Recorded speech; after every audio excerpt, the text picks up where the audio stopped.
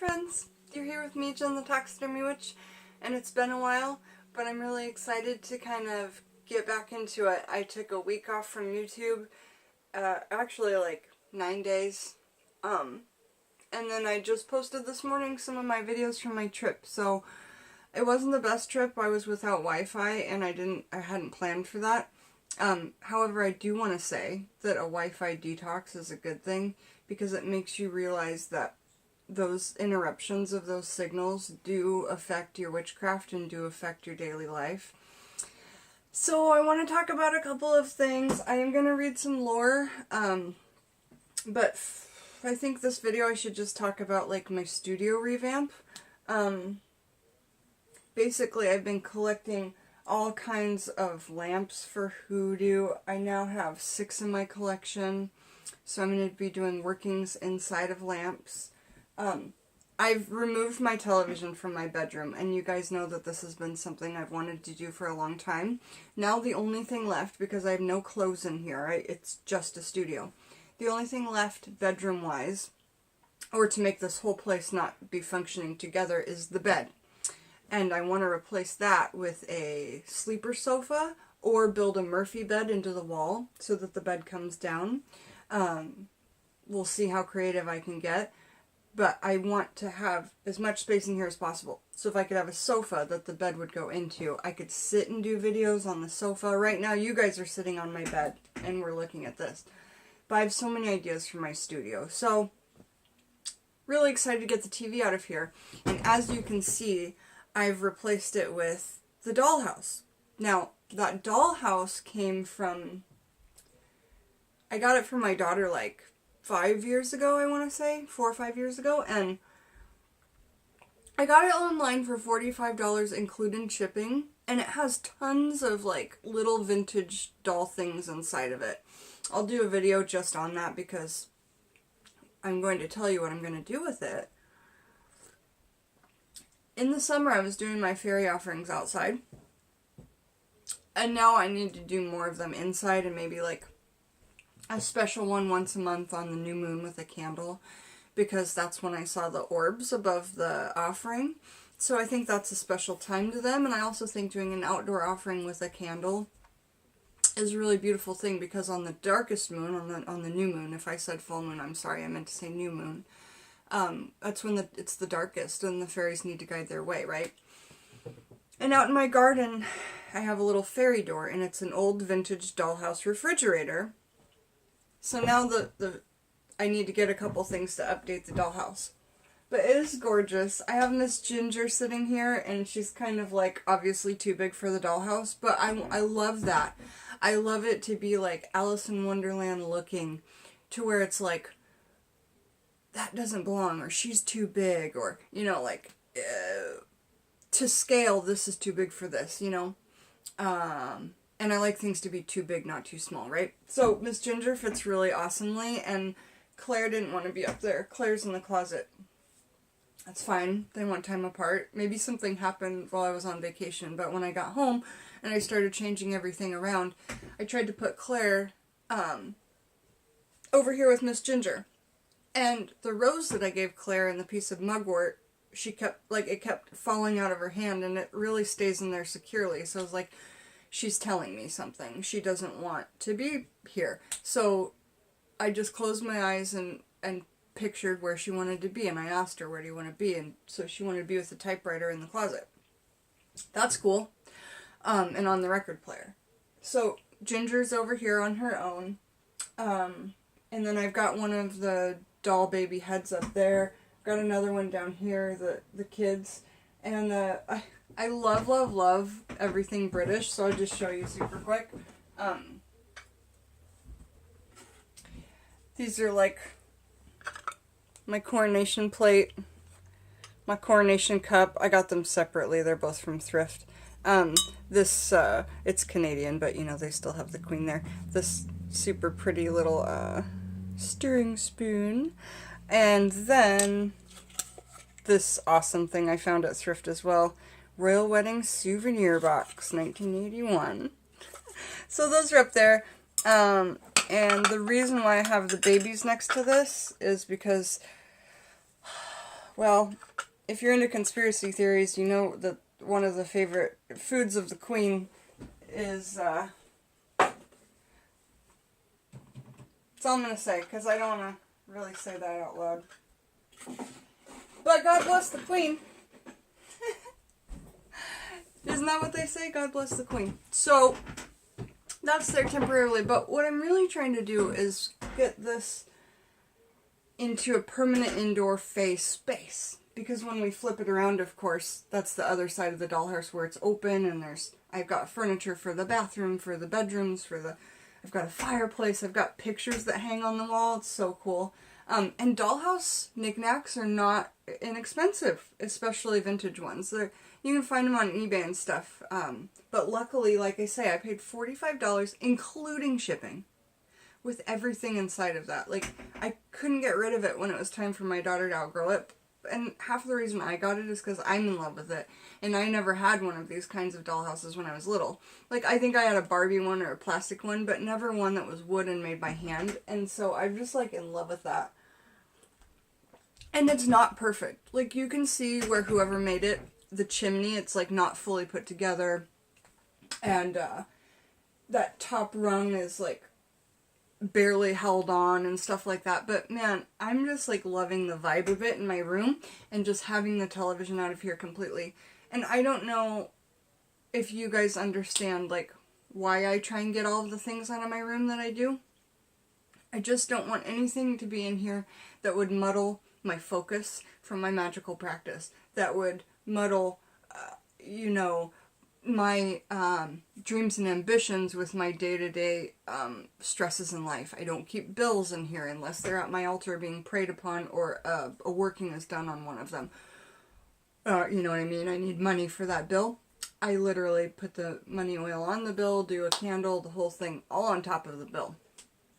So those would be like the only times that that outside of magic and witchcraft would really come into my room. So yeah, it makes me happy the TV's gone, and plus, it gets me to watch less TV because now I only watch it on my phone. And it's just, I can't focus as well, so it's really going to help me in a lot of ways. So that will be my new Fae little, like, dollhouse thing, or permanent indoor offering, and I'm looking for this book that I just got on fairies. Show it to you.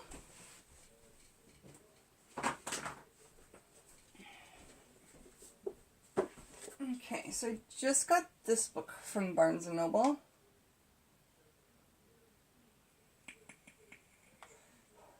And so far, it seems to be pretty good. I only got it yesterday or the day before. And so, basically, I'll tell you what, like, is in the chapters. But there's a really cool chapter on symbols. And I'm going to be painting symbols on the side of the dollhouse, in the inside. I'm going to put so much time into that for the Fae because it's hard for me to get outside when it's cold. And I'm assuming that they might want to be invited into the house. You know, I asked them for help in my garden, but, you know, now it's time for the garden to rest and I need help inside the house. And I'm more apt to give them more offerings when it's right here in my room. And I just feel like now that I have these, like, hagstones, maybe I'll be able to actually do some gazing of the Fae. So chapter 1, knowledge. Chapter 2, connection. Chapter 3, trust. Chapter 4, honor. Chapter 5, magic. Chapter 6, joy. Chapter 7, inspiration. And chapter 8, balance. This book is by Emily Carding. It does have illustrations, which I think can get lost in some books, you know, but also remember that illustrations mean less actual words. But that's okay. I like the style of this book. So like I say, there's a whole bunch of things on symbols and all the different things they like and why.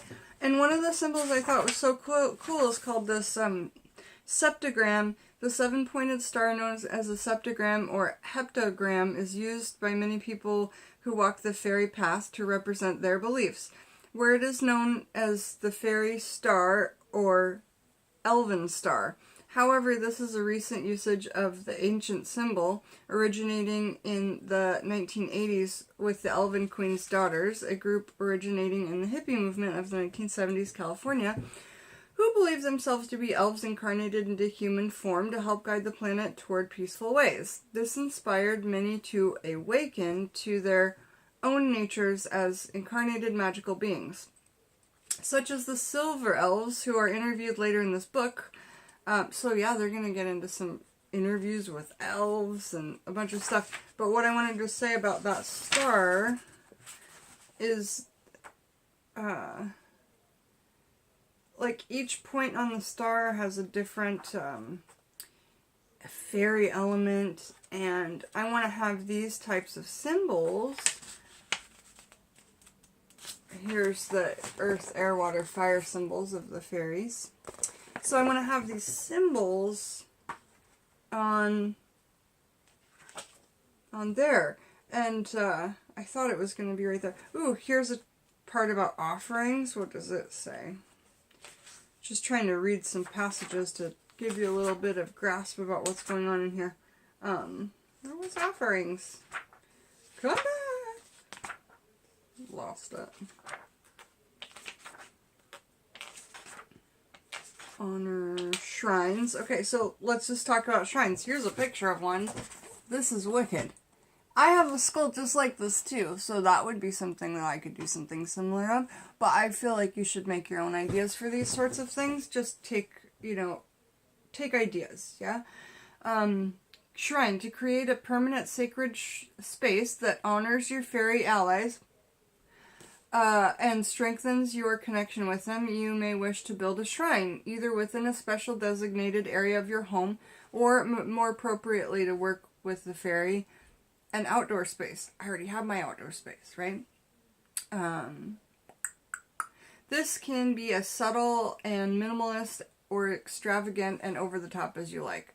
It's Jen. Like, what else am I gonna do, I'm still yet to make this extravagant Bastet altar that I want to make.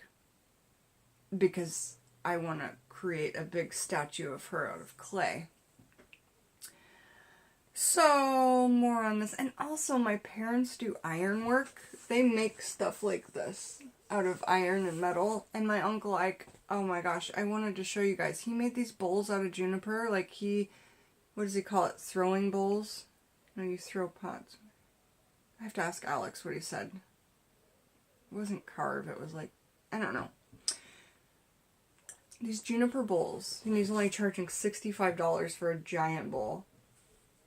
The smell was killing me. If I would have had the extra $65, I would have gotten it. Instead, I had an extra 10 or something, and the little dish I got, I showed you guys in the video of what I brought back for my souvenirs, was olive wood.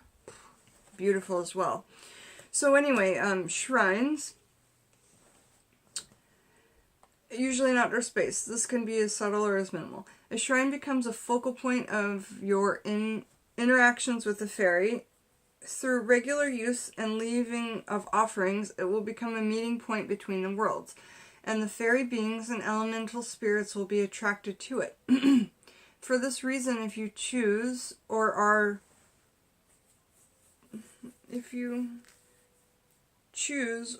compelled by circumstance to build your shrine within your home, try to keep it as far as physically possible from any electrical items. You guys, see?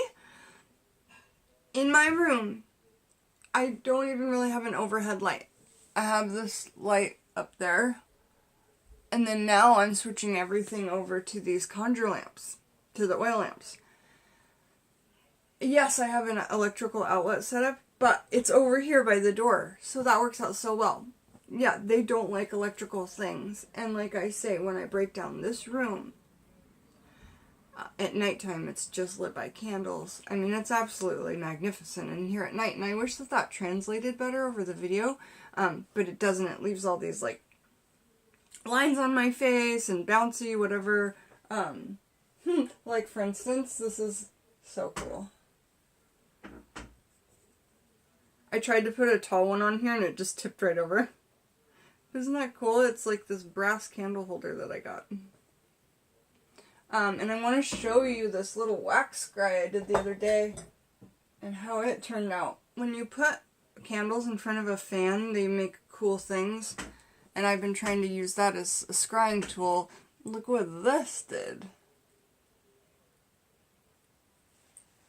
It's really beautiful. So, I mean, I might even use this as a little hagstone type thing for a Fae view. I don't know. But I'm definitely keeping this as long as I can, just like that. I love that wax. Okay, so keep your fairy sacred space away from electrical things. Okay?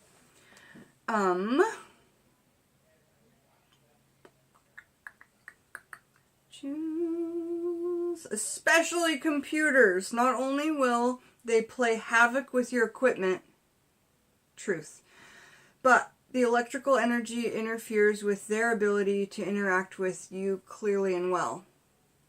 And I think that that goes for spirit workings as well, I'm gonna guess. It's like, that's what my intuition is telling me, that that would be the same for the spirits trying to come in. Because remember, Wi-Fi and what it is, it's horrible. It's horrible for us. We shouldn't be having, you should turn off your modem at night. You should shut down your phone at night. Not that this makes tons of difference, but the less time those signals are surging through your body, and don't even get me started about Wi-Fi in the car. You're in a metal box in your car, and the Wi-Fi from your phone, or 3 phones in the car, is bouncing around the box. Just think about it a little bit. So, we, spirits, fae, witchcraft, any kind of worker, just keep yourself sensitive. Don't set your phone on your lap. Please don't set your phone on your lap. They called it a laptop for a reason, and it's because of population control. That is my guess. And that is what my guides tell me. And it makes the most sense to me. And if you guys want to hear about the truth about who started putting the cell phones in the back pockets, how that got started, it was for the same reason, and I think you'd be amazed at the story of how that happened. And it came out in a commercial the first time. So anyway, I've got weird bits of interesting information. Okay, so back to this fairy stuff. Not only will they play havoc with your equipment, but the electrical energy interferes with their ability to interact with you clearly as well. Imagine that it as being rather like static noise or crossed lines on a telephone. A common problem that some people have is that they share their space with people who may not be very understanding of their beliefs. Your shrine can be as simple as a painting or a single statue on a table or a shelf. It serves as a point of focus, and you can regularly burn a candle or some incense near it. It can be just as potent a shrine as the most flamboyantly decorated creation. Most shrines tend to build up over time around a main focal point. Okay, so that's just a little bit about shrines. Let's jump into something else real quick. Offerings. I know a lot of you guys ask me about offerings, and I film a lot of my offerings. Last week, I literally remembered, because I took a week off from this, I remembered my Fae offering at like 11:55 on Monday night. What did I do? I flippin' panicked. I'm like, what am I gonna do? I can't get this together in time. So, because I promised the Fae that before the night's over on Monday, before it turns Tuesday, I shall make you an offering each week. Of course, that'll be a little bit easier now. But what I want to say about this is that I was in a pickle, a panic between myself, my fears of the Fae, the havoc that they play, I guess I'm going on a run. And so, I've got your basic white vigil candle and wrote all over it with as many pictures as I could put in 4 minutes. I love the Fae. I believe in fairies. Thank you for all you've done for me. And by the way, I've given them an offering like every day for like almost 3 months or 2 months. Every once a week on Mondays. An elaborate offering. I made them an elaborate shrine outside. All this stuff. I've not once asked for anything. So my hope is that by giving them all these things, when it comes time to ask, that they're, you know, because it's like goes back to the same thing. You don't want to ask for something without have already given something, you know, because if somebody comes to do a job for you, you pay them first. Pay them first. You don't want to be the worker, because I've been this worker a million times, that you do a whole day's work, you haven't really agreed on the pay, you're doing a favor for a friend, but at the same time you're there to make money, and you're working hard, and you have to get paid for your time, and then you go to, okay, bye, oh, I fed you lunch, I thought we were doing favors for a friend. No, you said you were going to pay me, and I hate asking for payment for things.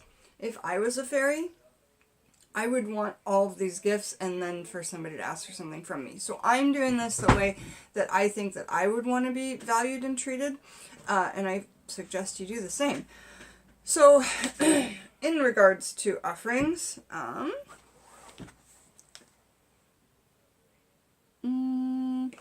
one of the most practical and effective ways of strengthening or building your connection with the fairy realm is through offerings. This is an area that seems to prompt far more questions than it does helpful answers, so I will address this issue in detail here. Let's start with the fundamentals. An offering is a gift of energy from you to the beings and you wish to build a relationship with. It is therefore important to consider what you can give that they will appreciate and respect. It is also extremely important to consider the impact of your offerings upon the physical environment, as the spirit of that place will not work with you if you do not show respect for the area over which there are guardians. For example, if you are leaving a plate of food for them, remember to be certain that the creature that comes along will not be harmed by eating any of that food. So, don't leave mandrake root out, because I know it's poisonous to humans, it could be poisonous to animals. Don't leave chocolate out, because a dog could or cat could eat it. Something like that, right? And I know that the white peacocks eat a lot of my fae offerings, because a lot of them are breads, and I don't know who else would clear the plate. But sometimes if my offerings have too much cinnamon on them, they won't be eaten. So I know it's an animal. So you just have to be careful of that, because I leave mine out, overnight and then pick it up in the morning. And okay, so guys, we're going to get more into this book. I'll probably just read this whole chapter or this stint on offerings in a video on its own, because it goes into milks and breads and incenses and alcohol and dance and wildflowers and all the things that they like. So that's probably what I'm going to do next. I don't have a set plan of videos for today, and I've got the next 3 days off, and I'm feeling really good, and I have my studio revamped. I feel like I should stand up and do a little quick thing and show you guys what I've done. So, Effie, my cougar's up there, same. And then, so I've got this dresser into my room now, which is amazing. And then I've got that over there. My window's kind of cleared out.